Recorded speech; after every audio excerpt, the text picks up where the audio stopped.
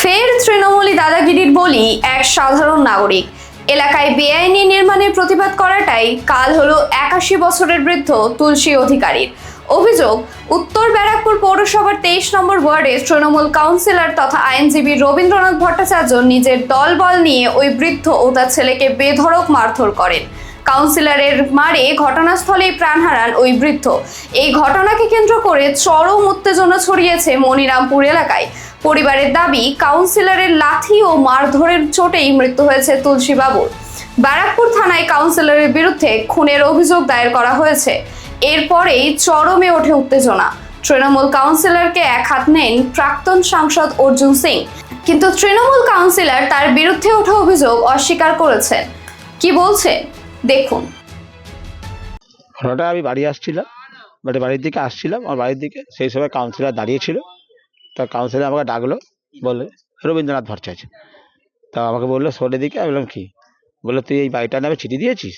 আর বলছে হ্যাঁ চিঠি দিয়েছি। কেন? আমি বলছি দাদা পেছন দিকটা খুব করছিল, ও পেছন দিকটা ইলিগাল হচ্ছিল, তাই ইলিগাল হয়ে তুই জেনে গেলি ইলিগাল তুই, মানে আমাকে তো অকাট্য ভাষায় গালাগাল দিল, বুঝেছেন? তা আমি গালাগাল, আমি যেহেতু গালাগাল কিছু বলিনি, কিন্তু কিছু বলিনি, যেহেতু একজন আইনজীবী, তারপর ধরো একটা কাউন্সিলর, আমি ওখানে কোনো কথাই বলিনি, ওকে কিচ্ছু বলিনি, আমি শুনে গেলাম। তারপর বলছে যে তুই এরকম দাদা হয়ে গেছিস, মস্তান হয়ে গেছিস, সারা জীবন তো সিপিএম করে গেছিস, তাই তৃণমূল করে গিয়ে মস্তান হয়ে যাচ্ছিস, যে আমাকে বলতে লেগে গেল। আমি তখনও কিছু বলিনি, ঠিক আছে।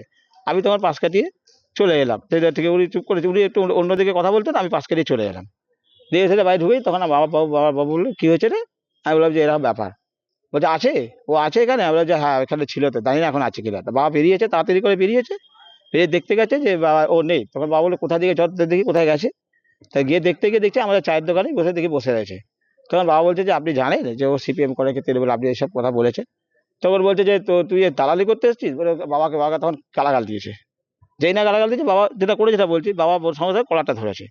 বাবা কলার ধরাতে ও পেস্টিতে লেগে গেছে, ওর সঙ্গে সঙ্গে বাবাকে দিয়েছে ঠেলা, ধাক্কা মেরেছে। ধাক্কা মেরেতে বাবা এ হয়ে গেছে। তারপর বাবা তো এমনি হার্টের পেশেন্ট ছিল, তারপর বাবা এ করতে পারিনি, বাবা তাও বাবা উঠে দাঁড়িয়েছে।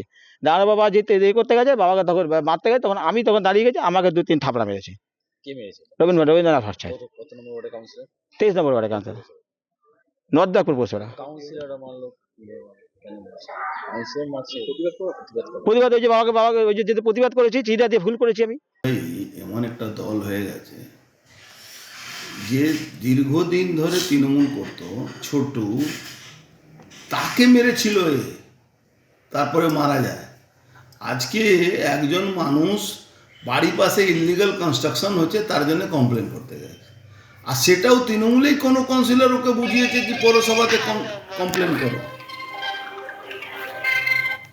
সেটা কোনো তৃণমূলেই কাউন্সিলর, পাশে কাউন্সিলর ওকে ওই বাড়ির লোককে কি অধিকারী নাম আছে তাকে বলেছে কি তুমি এটা কমপ্লেন করে রাখো, তাহলে হয়তো আটকে যাবে। এবার এ তো পয়সা পেয়ে গেছে, এ তো পয়সা যেন পিচাস আছে ওখানে, ওই রবীন ভট্টাচার্য পয়সা তুলতে গেছে, পয়সা তুলতে গিয়ে ওখানে দেখেছে কি কমপ্লেন হয়েছে। এবার পৌরসভার দিকে কমপ্লেন হলে ন্যাচারালি হোক না হোক তো লোক পাঠাতে হয়, লোক দেখানোর জন্যও পাঠায় পৌরসভা। তো যাই হোক পৌরসভা পাঠিয়েছে, ওই পৌরসভা কাউন্সিলর গিয়ে আবার ওখানে একটা বয়স্ক লোক 81 বছরের বয়স্ক লোককে ফটাস করে লাথি চালিয়ে দিয়েছে, মেরেছে, পড়ে গেছে, লোকটা অজ্ঞান হয়ে স্টপ হয়ে গেছে। 81 বছরের লোককে তুমি একটা দেখো, ওই জায়গাটায় সম্মানীয় ব্যক্তিরা থাকে, বধিষ্ঠ ফ্যামিলিরা ওখানে বসবাস করে, যারা বাংলাভাষী লোক বেশিরভাগ ওখানে বধিষ্ঠই আছে। মানে আজ থেকে আমার মনে হচ্ছে ওই পুরো এলাকায় এই দেশীয় লোকরা বেশিরভাগ বসবাস করে।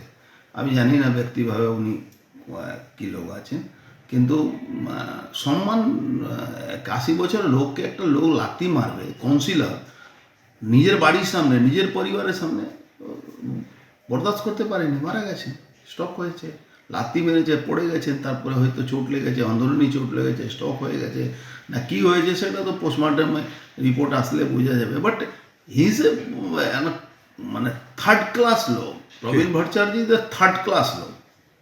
কত থার্ড ক্লাস লোক হতে পারে?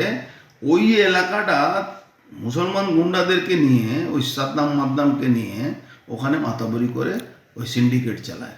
তুলসী অধিকারী আমাকে মারধর করেছে, গালাগালি করেছে, এবং উনি নিজে অসুস্থ ছিলেন ওনার মৃত্যুর জন্য দায়ী হচ্ছে ওনার ছেলে হেমন্ত, যে তার অসুস্থ বাবাকে নিয়ে এসে ওখানে চিৎকার চেঁচামেচি করে আমাকে গালাগালি করেছে, মারধর করেছে। আমি ওনার সাথে কিছু করিনি, এবং এই এলাকায় গেলে আপনারা জানতে পারবেন।